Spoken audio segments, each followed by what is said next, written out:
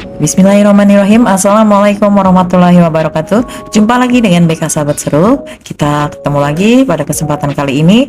Saya akan membagikan materi bimbingan konseling kelas 8 di semester 1. Di materi yang ketiga ini saya akan menyampaikan materi tentang manajemen waktu dan keterampilan berorganisasi.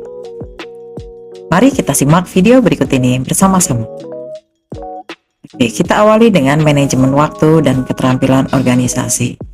Jadi, manajemen waktu dan keterampilan organisasi adalah kemampuan penting yang membantu seseorang mengatur tugas, aktivitas, dan prioritas kita secara efektif. Ini sangat penting, terutama bagi siswa yang harus menyeimbangkan antara studi, aktivitas ekstrakurikuler, dan kehidupan pribadi. Baik, kita akan melihat pengertian dari manajemen waktu dan keterampilan organisasi. Yang pertama, manajemen waktu adalah proses mengatur dan mengendalikan waktu yang tersedia untuk menyelesaikan berbagai tugas dengan efisien. Kemudian yang kedua, keterampilan organisasi merupakan kemampuan mengatur dan menyusun sumber daya informasi dan waktu untuk mencapai tujuan tertentu. Lalu apa saja pentingnya manajemen waktu dan keterampilan organisasi? Yang pertama, untuk mengurangi stres akibat tugas yang menumpuk. Kemudian yang kedua, meningkatkan produktivitas dan efisiensi dalam belajar. Dan yang ketiga, membantu mencapai tujuan dengan lebih efektif. Baik, kita akan uraikan satu persatu. Yang pertama adalah manajemen waktu.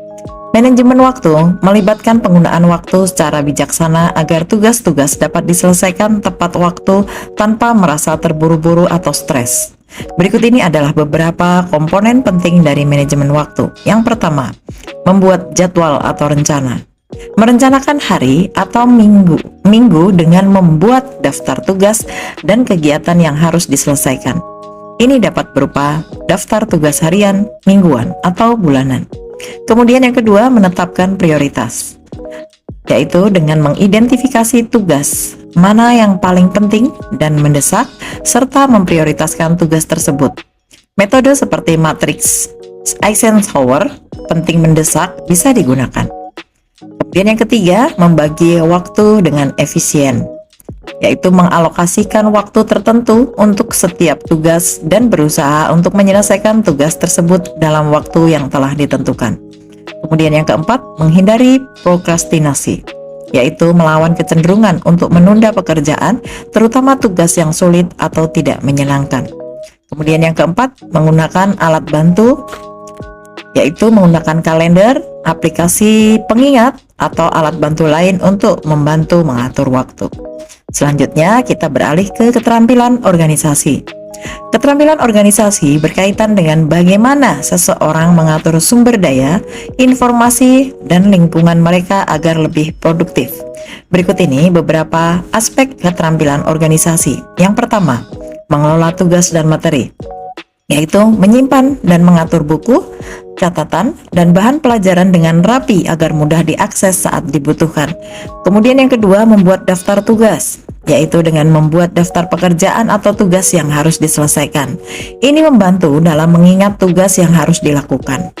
Kemudian yang ketiga, pengelolaan ruang kerja, yaitu dengan menjaga kebersihan dan keteraturan ruang kerja untuk menciptakan lingkungan yang kondusif bagi belajar atau bekerja. Kemudian yang keempat, mengatur waktu untuk tugas jangka panjang, yaitu dengan membagi tugas besar menjadi beberapa bagian kecil dan menyelesaikannya secara bertahap sesuai jadwal. Selanjutnya yang kelima, evaluasi dan penyesuaian. Secara rutin, meninjau dan mengevaluasi jadwal dan rencana yang telah dibuat, serta melakukan penyesuaian jika diperlukan. Kemudian, manfaat manajemen waktu dan keterampilan organisasi itu diantaranya adalah yang pertama, mengurangi stres, yaitu dengan manajemen waktu yang baik, beban kerja dapat diatur sehingga tidak menumpuk yang dapat mengurangi stres. Yang kedua, meningkatkan produktivitas. Tugas dapat diselesaikan lebih cepat dan efisien sehingga lebih banyak pekerjaan yang dapat diselesaikan dalam waktu yang lebih sedikit. Yang ketiga, mencapai tujuan dengan lebih mudah.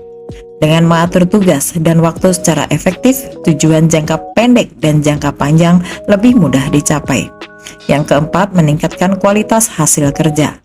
Tugas yang dikerjakan dengan perencanaan yang baik biasanya memiliki hasil yang lebih berkualitas. Nah, berikut ini ada beberapa contoh penerapan di sekolah. Yang pertama, membuat jadwal belajar harian. Mengalokasikan waktu khusus untuk belajar setiap mata pelajaran.